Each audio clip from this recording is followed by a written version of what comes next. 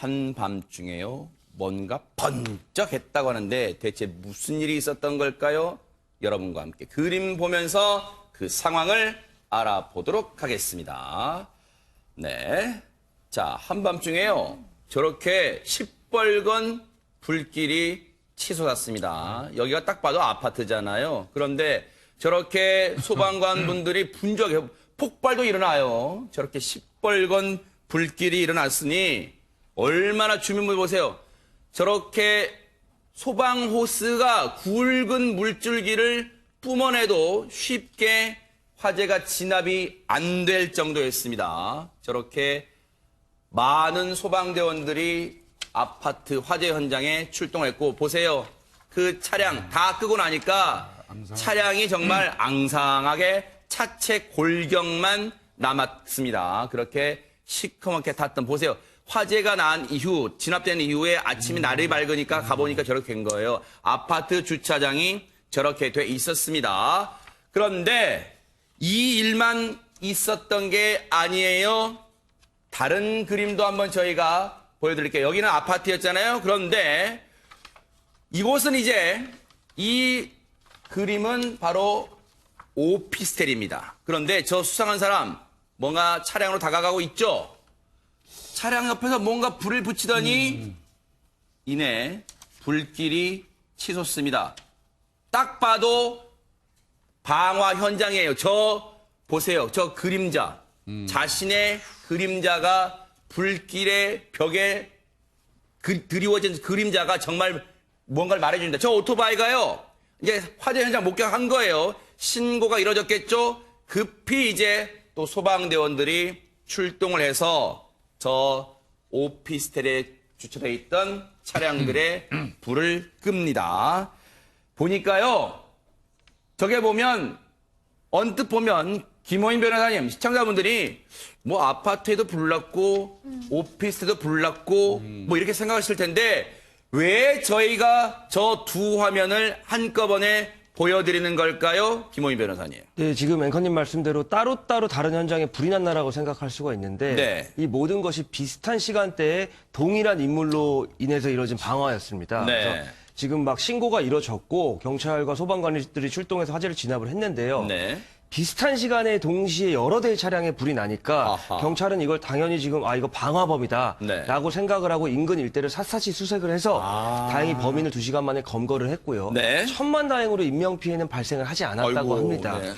일단 차량만 이제 화재가 난 상황입니다. 그러니까요. 우리가 딱 봐도 이게 무슨 전기 누전 같은 화재 같은 거 다 금방 알 수 있잖아요. 왜냐하면 현장에 소방 전문가들이 딱 출동했으니까 이게 화재, 발화 지점이 어딘가를 금방 알 수 있는 거잖아요. 딱 봐도 방화라는 걸. 그리고 비슷한 시간에 연쇄적으로 일어났습니다. 김복준 의원님, 이건 예. 딱 봐도 뭔가 수상쩍다, 미심쩍다 이렇게 생각한 것 같아요, 지금. 이거는 뭐 현장에 출동했던 소방관들이 아마 바로 알았을 거예요. 첫 번째 차량 화재가 나고 난 이후에 약 100m 정도밖에 떨어지지 않은 곳에서 네. 똑같은 대상물이잖아요.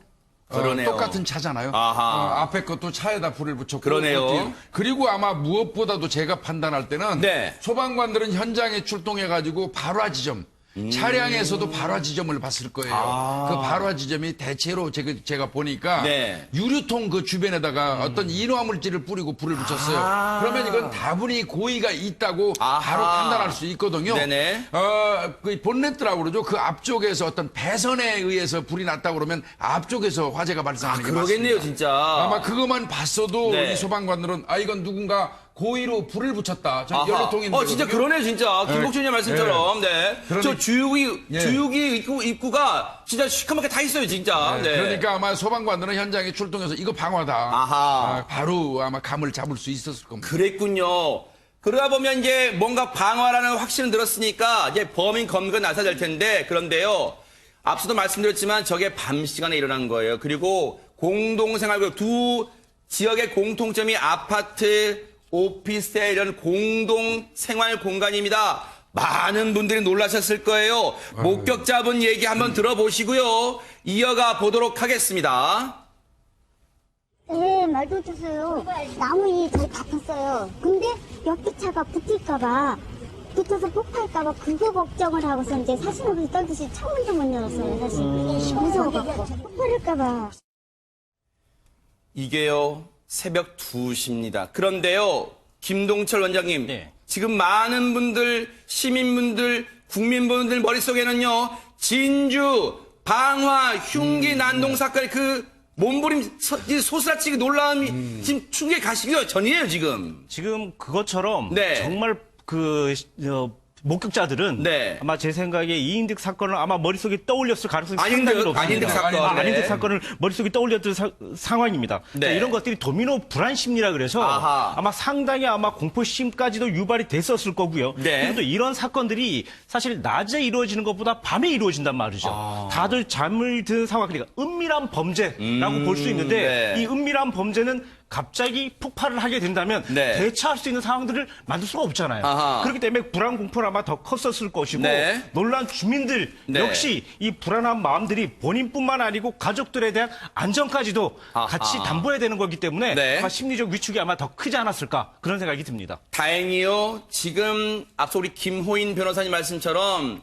차량은 이 불에 탔지만요, 저렇게 앙상하게 차체 골격만 남을 정도로 다 탔어요. 다행히, 천만다행히 인명피해는 없었습니다. 그런데 더 다행인 건 근처에서요, 방화범을 신고 2시간여 만에 잡았어요. 잡았으면 조사를 했겠죠? 뭐라고 했는지 경찰 얘기 들어보시고 이어가 보도록 하겠습니다. 바로 옆에 붙어있는 아파트가 오피스텔인 걸로 알고 있습니다. 인화성 물질을 통해서 불을 지른 걸로 저희는 추정을 하고 있고요. 인화성 물질이 무엇인지는 지금 과수팀에서 감식 중에 있고요. 근데 특별하게 얘기하지 않으셨어요. 만난다 하고 뭐 그렇습니다. 네, 특별한 말씀은 없으셨어요. 어제 조사 이후에 저희 구속영장을 신청을 했거든요. 구속영장 실질 심사가 있기 때문에. 최단비 변호사님, 불을 질러놓고 기억이 나지 않는다? 아파트가요, 많은 사람들이 사는 공간입니다. 정말로 한마터면 큰 인명피해 날 수도 있었던 상황이에요. 그렇죠. 왜냐하면 이 방화 같은 경우에는 단순히 방화, 그 방화를 해서 예를 들면 자동차가 손괴가 됐다가 중요한 것이 아니라 말씀하신 것처럼 여기는 아파트 또 오피스텔 많은 사람들이 살고 있는 그러네요. 곳이고 또 밤이에요. 네. 특히 그 지역에 있는 사람들이 다 집에 들어와서 쉬고 있는 시간이란 맞아요. 말이죠. 그렇기 때문에 그 방화로 인해서 더욱더 피해가 커질 수밖에 없는 범죄가 이 방화입니다. 그러네요. 여기에다가 이 방화는 동기가 굉장히 중요해요. 왜냐하면 단순히 이 불을 그냥 어떤 물건을 손괴하기에 질렀느냐, 아니면 이 물건으로 인해서 더 번져서 특정 사람을 노렸느냐, 아니면은 이번 경우는 아니라고 보이지만 어떠한 범죄를 은폐하기 위해서 방화를 저질렀느냐, 이런 동기들이 중요합니다. 그런데 그래서 지금 물어봤죠. 왜 이렇게 방화를 저질렀느냐 했더니 이 피해자는 정확한 상황이 기억이 나지 않는다라고 얘기를 하고 있어요. 네. 그런데 그렇다고 한다면 이 사람이 왜 정확한 상황이 기억이 나지 않았느냐. 술을 마신 상태라고는 했지만 보통 술을 마신다고 하더라도 이렇게 불을 지르거나 이렇게 할 때 기억이 나지 않는 경우는 굉장히 드뭅니다.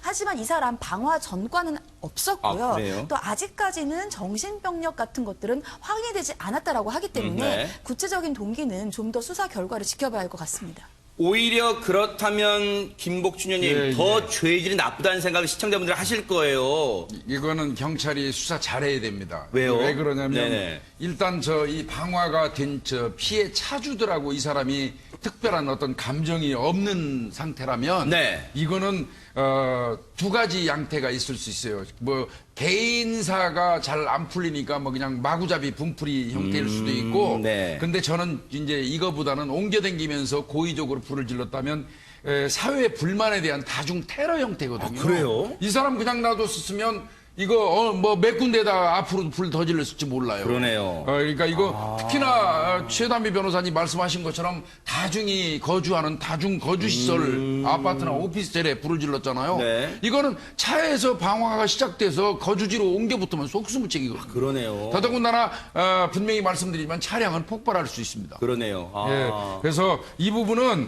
거의 테러 형태란 말이죠. 네. 그래서 경찰이 이 수사는 잘해야 되고요. 네. 제가 볼 때는 이 사람 계획범죄입니다. 이게 인화물질을 사용하지 않으면 차량에 저렇게 순식간에 불이 붙을 수가 없어요. 아하. 그래서 인화물질을 경찰이 반드시 파악을 해야 되는데 네. 파악하는 거 그렇게 어렵진 않을 겁니다. 네. 그 차량 밑에 이 무슨 바닥이 어떤지 모르지만 스며들거든요. 그 인화물질은 아, 네. 그거를 이제 국가수에서 정밀 분석하면 네. 어떤 걸로 불을 붙였는지는 확인할 수 있을 겁니다. 네.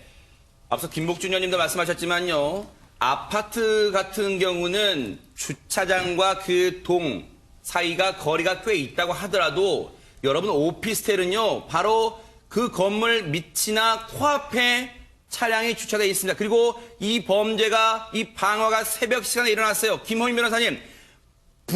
차량에 난 화재도 화재지만 그 화재로 인한 유독가스가 만약 오피스텔 건물로 들어가서 잠자고 있던 그 주민분들에게 피해를 줬다면 정말 끔찍합니다. 생각만 해도. 아, 정말 끔찍한 일이죠. 네. 앵커님 말씀하신 대로 오피스텔은 한 동으로 이루어져 있고 다 폐쇄적인 구조란 아하, 말이에요. 네. 그리고 그 층고가 높기 때문에 혹시라도 불이 붙으면 비상계단으로 내려올지라도 피해가 확산될 수 있고요. 네.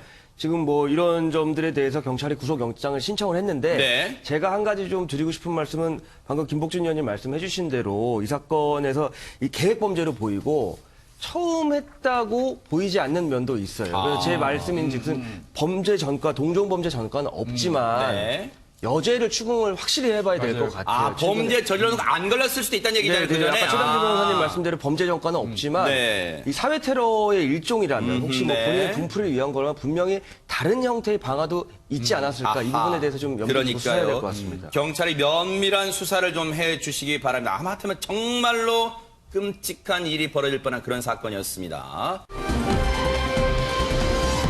예로부터 그런 말 많이 하죠. 죄 짓고는 못 산다. 그런 말 많이 하는데 딱 들어맞는 사연인 것 같습니다. 최단비 변호사님. 예, 1998년으로 거슬러 올라갑니다. 아하. 1998년 2월 27일 한 새벽이었어요. 네. 청주시의 한 도로변이었는데 이 도로변에서 남성 2명이 길을 가던 여성을 승용차로 납치를 아이고. 합니다. 납치를 해서 인적이 뜸한 지역으로 이 여성을 끌고 가서 성폭행, 즉 성범죄를 저질러요. 여기에서 끝난 게 아니라 죄질이 아주 안 좋은 게 이 여성을 그리고 나서 여관에 다시 감금을 합니다. 왜 다시 감금을 했느냐? 2차 범죄 또 2차 성폭행을 하기 위해서 여성을 감금을 했고요. 그리고 여성을 2차로 성폭행을 합니다. 네. 이 과정에서요. 여성이 반항을 했을 거 아니에요? 반항을 하지 못하도록 제압하기 위해서 이 여성을 마구잡이로 폭행까지 했던 범죄입니다. 네. 아니 그러면 세상에 1998년에 일어났던 이런 끔찍한 여성을 상대로 한 이 끔찍한 범죄. 아니 그러면 당시에는 이 범인들이 검거가 안 됐던 거예요? 2명의 범죄를 저질렀는데요. 이 중에 한 명은 검거가 됐어요. 어허. 그래서 이 한 명은 1심에서는 징역 5년을 받았는데요. 네. 이 재판하는 과정에서 피해자와 합의를 했어요. 그래서 2심에서는 징역 4년으로 조금 형량이 낮아졌습니다. 아. 그런데 2명의 범죄를 저질렀는데 왜 한 명만 징역을 받았느냐? 나머지 공범이요. 경찰의 추적을 피해서 베트남으로 도주를 했습니다. 아하. 그래서 우리나라에 없었기 때문에 기소가 중지가 된 상태로 네. 재판을 받지 못했던 거죠. 아니 그러면 김복준 의원님 그러면 그 베트남으로 도망을 간 주랭랑 친 그 사람은 그럼 지금까지도 그럼 못 잡고 그냥 어디선가 뭐 이걸 지켜보면서 살고 있는 거예요? 이 사람이 이 범행 직후에 본인의 공범이 경찰에 검거되자마자 이 사람은 위조 여권을 사용해가지고 베트남으로 도주를 했습니다. 그리고 베트남에서 현지 여성하고 사실혼 관계를 유지하면서 아이까지 낳고 살았어요. 허허. 그 세월이 이제 21년이 흐른 건데요. 그러네요. 거기에서 아무래도 불법 체류자 신분이다 보니까 뭐 제대로 뭐 금융 거래라든지 제대로 활동할 수가 없잖아요. 베트남 내에서. 네네. 그러다 보니까 아마 좀 비참한 생활을 했던 것 같아요. 네. 그러다가 얼마 전에 네. 이 그 베트남 현지인이었던 그 아내죠. 네. 사실혼 관계의 아내. 결혼도 못했을 겁니다. 아하, 불법 그러네. 체류자니까. 불법 체류자니까, 네. 법적으로는. 네. 그러다 보니까 그 아내가 자궁암 말기로 사망을 했어요. 아하. 그런데 그 두 사람 사이에는 9살 난 그 아들이 하나 있었던 겁니다. 그래요? 그런데 더 이상 이제 그 살 길이 없으니까 네. 스스로 우리 그 호치민시에 있는 한국 총영사관에 찾아가서 네. 내가 2008년도에 한국에서 이 특수강간 범죄를 저지른 범인입니다. 자수합니다 하고 들어가가지고 이제 자수를 했어요. 그래서 거기에서 이제 신병을 인도해가지고 이제 한국으로 들어오게 된 그런 케이스입니다. 예. 이야, 이게 어쨌든 지금 상황이 베트남에서의 상황이 뭔가 전개가 되다 보니까 21년 전에 끔찍한 범죄를 천인 공노할 범죄를 저질렀던 공범 중 한 명이 결국 자기 발로 한국에 들어오게 됐는데 김동철 원장님 그런데 그 돌아온 배경이 참 뭐라고 할까요? 영화 같은 일들이 이루어졌어요 또. 네, 아주 그냥 안 좋은 범죄를 저지르고 네. 도피를 하고 지금 이제 교수님 얘기하셨던 것처럼 아내가 암으로 사망을 하고 허허. 그리고 또 9살 된 아들이 있고 네. 그리고 생활 경제고에 시달리고 있고 네. 자 그러나 이제 이런 부분들이 모두 자포자기 심리에서 발생된 거라고 얘기를 할 수 있습니다. 그래요? 21년 동안 숨어서 지냈고 네. 알려지지 못하고 네. 그리고 또 한국에 돌아오고 싶은 회귀심도 있었을 것이고 네. 자 이런 것들이 여러 가지가 자포자기에 대한 심리적 발동이 되어서 네. 결국은 아마 자수를 하지 않았을까라는 생각이 드는데 또 자수도 이렇게 보셔야 됩니다. 21년이 흘렀기 때문에 지금 자수를 하면 그나마 또 조금 양형이 되지 않을까. 그러니까 자수에 대한 양형도 생각을 하고 하지 않았을까. 자기 딴에는 예, 본인 딴에는 아마 그래서 안도의 심리도 살짝 가지고 있지 않았나. 네. 그러나 법은 엄중하죠. 아하. 그러면 일단 21년 만에 이 사람이 자기 발로 들어왔어요. 어쨌든 그래도 수사는 받아야 되는 거잖아요. 최단비 변호사님. 그렇죠. 이미 본인이 이 범죄를 저질렀다는 것은 인정을 한 상태잖아요. 아, 그래요? 네. 그렇기 때문에 양형 단계를 다퉈야겠다는 생각을 했던 것 같습니다. 그래서 들어와서 네. 공범, 이미 징역 4년을 받은 이 공범이 주범이었다. 그러니까 나는 주범이 아니었다는 네. 거예요. 거기에다가 이 피해자와 합의를 하고 진정한 반성을 하면서 피해자와 피해를 회복하는 것이 중요한데 못했잖아요, 그거를. 네. 자기 공범은 이제 피해자와 합의를 했기 때문에 징역 4년이 됐는데 본인은 그걸 못했으니까 또 이거에 대해 설명을 합니다. 네. 내가 정말 피해자와 합의를 하고 싶었는데 용기가 나지 않았다. 어허. 그래서 용기가 나지 않아서 피해자와는 합의를 시도할 수 없었다. 어허. 이러니까 나를 좀 봐달라. 어허. 이러한 취지의 주장을 합니다. 아니, 그러면 이 말을 검찰이 그대로 믿었습니까, 혹시? 안 믿었죠. 아하. 검찰은요, 21년 만에 자수를 한 이 50대 성폭행범에게 징역 10년을 구형을 그러니까 했어요. 이렇게 해야지 검찰이네. 왜냐하면 이미 공범으로 했던 사람은 징역 5년을 그 당시에 네. 처음에 받았지 않습니까? 그렇기 때문에 거기에다가 이 사람이 출입국관리법 위반이에요. 왜냐하면 아까 위조 여건을 가지고 그러네요. 나갔잖아요. 그러니까 아. 출입국관리법 위반까지 있으니까 네. 질도 좋지 않다. 그래서 그 공범의 5년의 2배, 그 징역 10년을 구형을 했습니다. 네. 그러면 검찰이 구형까지 했기 때문에 당연히 이제 사법부, 재판부의 판단이 있었을 텐데 그 재판부, 사법부의 판단은 뭐였을까요, 김원 변호사님? 네, 검찰이 이렇게 사회정의를 구현하기 위해서 10년을 구형을 했는데요. 네. 근데 이 검찰의 구형과는 달리 재판부, 1심 재판부에서는 5년형을 선고를 했고, 어허. 그리고 또 더불어 5년간 아동 청소년 관련 기관의 취업을 제한했습니다. 네. 그 양형 사유를 살펴보면 네. 이 죄질이 굉장히 불량하긴 하고 또 피해자로부터 용서도 받지 못했다. 네. 다만 이 피고인이 주장하는 자수 감경을 받아들였고 네. 또 공범이 아까 1심에서 5년을 선고받고 2심에서는 합의 때문에 4년이 선고됐다고 했는데 그 공범과의 형평성을 고려해서도 최종적으로 5년을 선고함이 타당하다라는 판단을 내렸습니다. 아니, 이런 것도 뭐 형평성이 있어야 되는 거예요. 죄질도 안 좋을 수 있는데. 그런데 선고 결과를 두고 당연히 검찰은 반발할 것 같은데요, 최단비 변호사님? 검찰은 즉각 항소했습니다. 그 이유가 뭐냐면 양형이 부당하다는 거예요. 첫 번째 이유는 자수 감경을 받았는데 이게 어떻게 자수냐는 거죠. 21년간 도망 다니다가 지금 더 이상은 살 수 있는 방법이 없어서 어쩔 수 없이 들어온 거예요. 그러니까 이것은 진정한 의미의 자수가 아니다. 이렇게 주장을 했고요. 네. 두 번째로는 공범에게 지금 모든 죄를 뒤집어 씌우고 있어요. 공범이 주범이다. 이것은 진정성이 있는 반성이 아니라는 거예요. 그리고 저는 가장 마음에 와닿는 양형의 이유가 이겁니다. 곧바로 잡힌 범인과 21년간 도망 다닌 범인을 똑같이 그러네요. 처벌을 하면 누가 도망을 가지 않겠느냐. 그럼 결국은 이렇게 형평성이라는 차원에서 똑같이 판결을 선고를 하면 이것은 결국은 죄 지은 사람들에게 도망가라고 하는 것밖에 더 되지 않느냐라고 하면서 양형 부당을 이유로 즉각 항소했습니다. 32년간 수사 경험을 가지고 계신 김복준 의원에게 안 여쭤볼 수가 없어요. 이거 자수로 봐야 됩니까? 안 봐야 됩니까? 일단 뭐 변호사 분들 두 분 계시지만 사전적인 의미에서는 어찌됐건 수사기관에 찾아가서 자신의 죄를 이야기하면 자수는 맞아요. 아, 그래요? 그러나 네.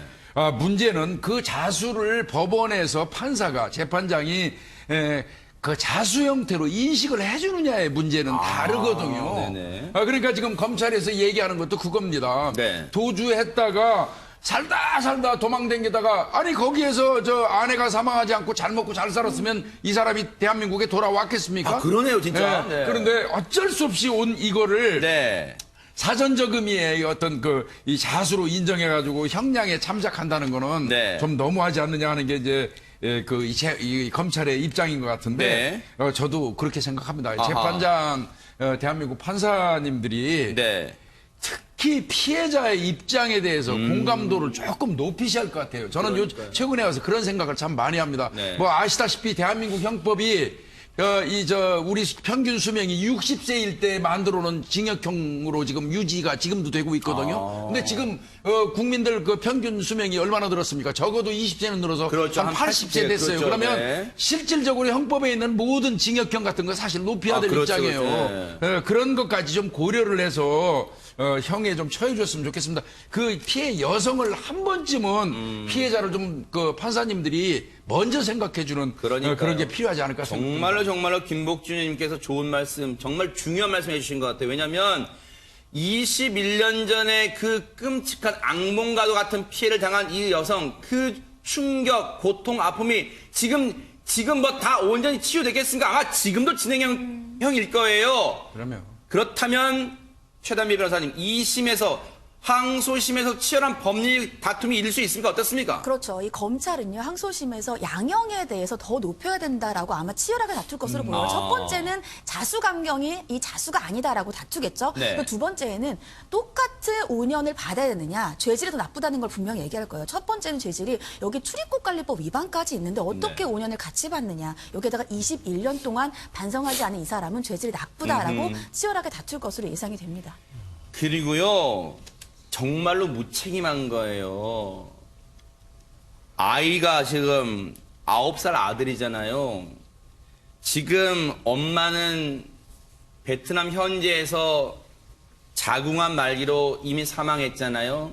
이 아들 입장에서는 이제 기댈 곳이 아빠밖에 없는데 이 사람이 이제 분명히 2심에서 어떻게 선고 나올지 모르겠지만 어쨌든 중형 불가피해요. 그러면 지금 국내 아동 보호센터에 맡겨져 있대요. 이 아이는 무슨 죄입니까? 대체 이 아이는 무슨 죄예요? 그런 생각을 좀 하고 살았으면 어땠을까? 그런 생각도 해봅니다. 너무너무 분노도 치밀고 안타까움도 같이 있는 그런 사건이었습니다. 뭐 아파트 같은 데 공동생활구역 보면은 이 주차장 말고도 이것을 위해서 별도의 공간을 마련해놔요. 자, 제가 그림을 보면서 한번 설명을 해드릴게요. 그 이후에 우리 김호인 변호사님 말씀 드려볼게요. 누군가 걸어갑니다. 뭐 저렇게 다 보통 아파트에 세워놓잖아요. 유유히 저렇게 자전거 괴임 장치를 탁 풀고 타고 가요. 잘 타잖아요. 네, 보통 어디 이제 나들이는 가나 봐요. 날씨가 약간 흐리긴 합니다만 나들이 갈 수 있잖아요. 저렇게 아파트를 이제 빠져나갑니다. 근데 저렇게 자전거 타고 가고 인도로 좀 가면 안 돼. 자전거 길 요즘 있잖아요. 근데 저렇게 가요. 그런데 저렇게 또 하천변에 있는 길도 가요. 그런데 이 모습만 보면은 아니 뉴스파이터가 요즘 이렇게 한가해졌나? 왜 남의 자전거 타고 하이킹 가는 걸 왜 보여주지? 김호인 변호사님 여기 비밀이 숨어 있다면서요? 네, 맞습니다. 영화 바람과 함께 사라지다라는 영화 제목이 있는데요. 그 바람은 앞에 거 바람 아니죠? 우리 했던 바람 아니죠? 네네. 그 바람이 아니고. 네. 근데 이제 이 화면은 자전거와 함께 사라지다라고 저희가 얘기할 수 있을 텐데, 얼핏 보기에는 1초 만에 이렇게 자전거를 이제 시건 장치를 해제하는 것처럼 보이지만, 네. 저게 1초 만에 그 시건 장치를 이제 파손하는 거예요. 어허. 파손하고 정말 순식간에 일어나는 거 얼마 걸리지도 않죠. 그래서 네. 저렇게 대전에서 일어난 일인데 저렇게 해서 아파트에서 자전거를 절취를 해서 인근에 또 자전거 전용 도로가 있거든요. 하천에. 그 부분으로 해서 정말 자전거와 함께 사라진 사건입니다. 아니 그러면 지금 김복준 의원님 지금 저게 자기 자전거 세우는 게 아니라 지금 자전거를 훔치는 장면이라고요? 네, 훔치는 건데 지금 이 잠궈놓은 잠금 장치를 1초도 안 돼서 저 사람 뚝딱 따지 않습니까? 저거 보는 순간 어떤 느낌 드세요? 저거는 완전히 프로. 즉 말하면 아주 특화되어 있는 전문 절도범이라는 얘기죠. 네. 사실 뭐 저 사람들 자주 하고 저렇게 프로 이 범죄꾼들한테는 저 자전거 잠금 장치 푸는 거 식은 죽 먹기. 그래요? 그래서 저는 저 사람이 분명히 프로일 거라고 보고요. 아하. 어떤 경우는요. 그 네. 어렵다는 제가 일선에 있을 때 보면요. 그 어렵다는 금고를 의사분들이 청진기 귀에 꽂는 거 있지 않습니까? 네. 요거 꽂고 금고를 이렇게 돌려가지고 몇 초 안에 따는 그런 그 전문 절도꾼들도 있어요. 네. 어쨌든 저희가 자세한 방법은 가르쳐 드릴 수 없습니다만 저게 분명히 잠금 장치가 돼 있는 자전거인데 뚝딱 1초 만에 풀고 가져갔다는 거예요. 엄청나잖아요. 자, 그런데 저 사람이 최단비 변호사님 앞서 보면 저렇게 자전거를 훔쳤다고 아파트를 빠져나가서 보면 인도 그리고 하천 이런 데만 다녔단 말이에요. 그러니까 저 사람을 잡기가 굉장히 오래 걸렸고요. 잡기가 어려웠어요. 왜냐하면 말씀하신 것처럼 범행 후에 바로 옆에 자전거 도로로 이제 도주를 하는데 네. 이 자전거 도로로 도주를 한 이유가 있습니다. 자전거를 타기 쉬워서 글로 간 게 아니고요. 이 자전거 도로가요. 대전 전역에 연결이 돼 있어서 43km의 길이의 자전거 도로예요. 저 길이 연결돼 있다고요? 저 대전 전역에 연결되어 있고요. 어허. 저기가 CCTV가 적어요. 자전거 도로.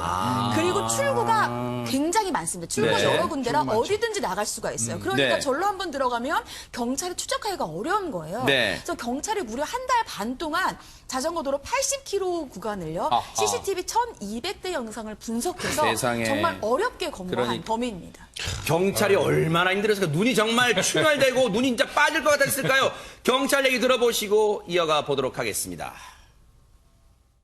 피의자는 현장에 어떠한 유료 증거품이 없었고 자전거 절도다 보니까 자전거는 번호판이 없어 추적이 쉽지 않았고 시간이 오랫동안 범행이 이루어지는 동안에도 검거가 지연되었던 저가인 자전거는 바로 훔쳐서 타고 가다가 만나는 사람에게 그냥 판매하였고 거리에서 좀 더 고가의 자전거는 시외버스에 싣고 이동하여 만나는 사람에게 자기가 운동을 하려고 구입하였으나 다리가 불편하여 더 이상 운동할 수 없다고 말을 한 후 그것을 판매하는 수법을 이용하였습니다.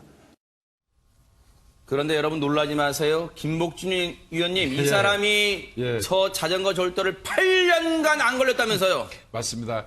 2011년부터 8년간에 걸쳐서 총 221대 자전거를 훔쳤어요. 그러니까 시가로 따지면 1억 1,500만 원입니다. 이거는 이제 CCTV 분석으로 검거를 했는데 네. 이 사람은 그러니까 이 분야의 달인이죠. 그런 거고 사실은 근데 자전거가요. 네. 어떤 경우는 생각보다 고가입니다. 그래요? 1,000만 원 넘는 그 자전거도 바퀴 하나만 빼가도 뭐 몇백 하는 것도 있기 그래요, 때문에 네. 그렇게 8년 동안 200여 대, 시가 1억 1,500만 원. 저 자전거 잃어버리신 분들은 얼마나 애가 타셨을 거예요. 결국은 자전거 이 절도범을 잡았고요. 이 사람을 상습 절도 혐의로 경찰은 구속영장을 신청했다고 합니다. 어쨌든 대한민국 경찰은 늘 깨어있고 늘 범죄자를 잡는 위에 있습니다. 그거 명심하기 바랍니다.